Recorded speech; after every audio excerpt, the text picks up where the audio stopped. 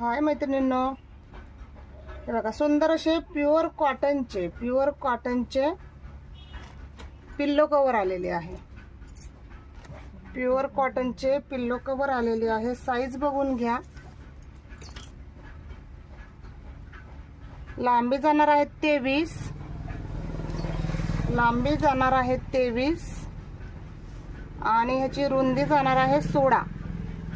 रुंदी जाणार आहे 16, लांबी जाणार आहे 23.